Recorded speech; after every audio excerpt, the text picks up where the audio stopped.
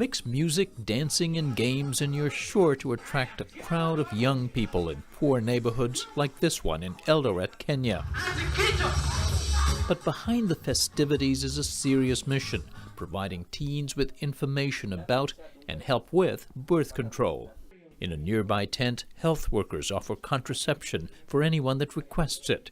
The preferred method, injectables, which can stave off pregnancy for up to 4 years. It's all sponsored by Marie Stopes International, a British-based healthcare charity that works in 37 developing countries. Aid agencies that provide reproductive health services say this work is critical to curb some of the world's fastest population growth rates. Kenya, for example, is not the fastest in Africa, but its population has more than doubled over the past 25 years. Marie Stopes had received about $30 million annually worldwide from the U.S. government to do its work, but all of that was cut last January when President Trump reinstated the so-called Mexico City Rule, which its critics call the Global Gag Rule. The Reagan administration instituted the policy in 1984 following a Mexico City conference. It cuts off U.S. government aid for abortion services to groups that provide or even mention abortion as an option. The rule has since been rescinded by every Democratic administration and reinstated by every Republican one. But the Trump administration has gone much further, applying the rule to an organization's entire U.S. aid grant, not just money for reproductive health care.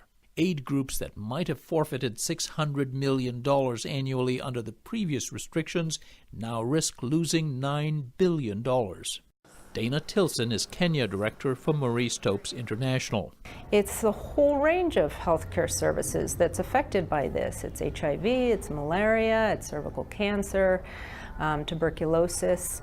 So the impact globally is massive. Not one penny will be taken away. Not one penny less will be spent in Africa to be devoted to health care across the board. Marjorie Dannenfelser, who advised President Trump on the new policy, insists it does not take away any funds as long as aid groups stop abortion services. The only thing that Marie Stopes has to do is to come in compliance with the policy. If they actually proved that they were focused on the health of all people, including the unborn child in Africa. And you know what? I would support that.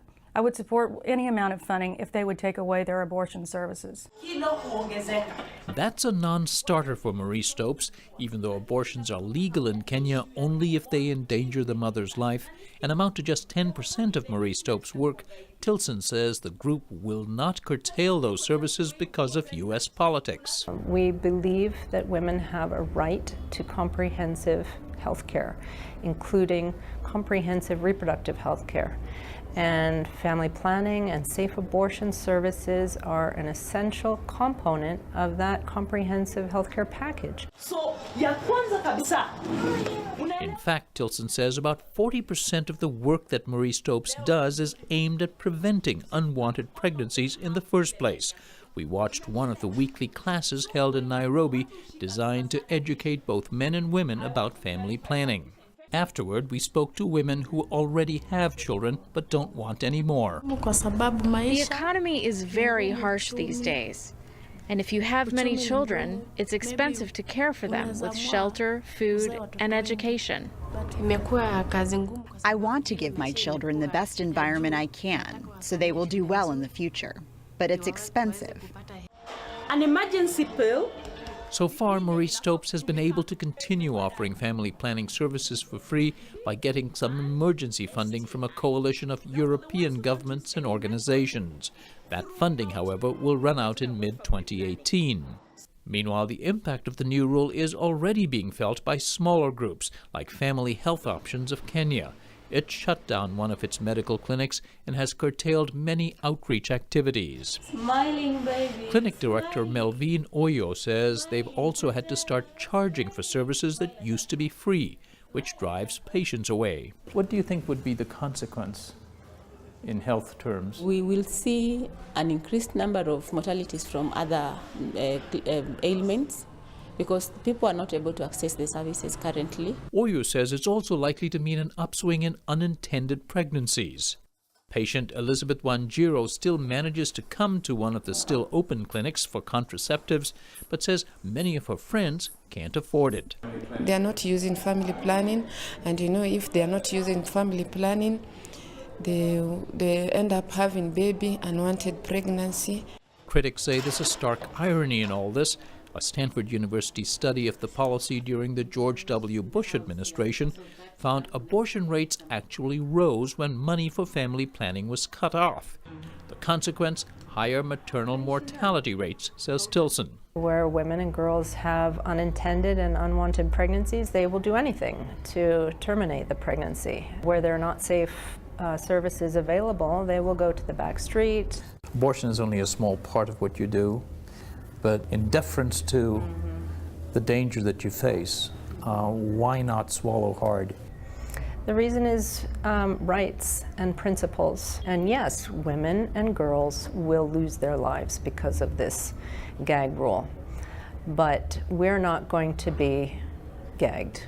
For her part, Trump advisor Dan Infelser says the Mexico City rule is also based on principle. The Trump administration and most of America does not believe that taxpayer funding ought to go to abortion.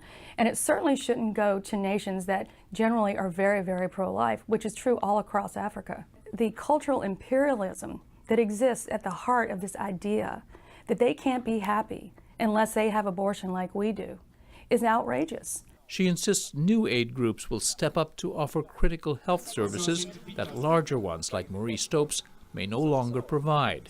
But critics doubt any newcomers would have that capacity.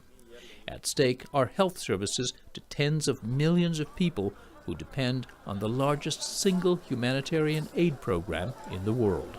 For the PBS NewsHour, this is Fred DeSam Lazaro in Nairobi, Kenya.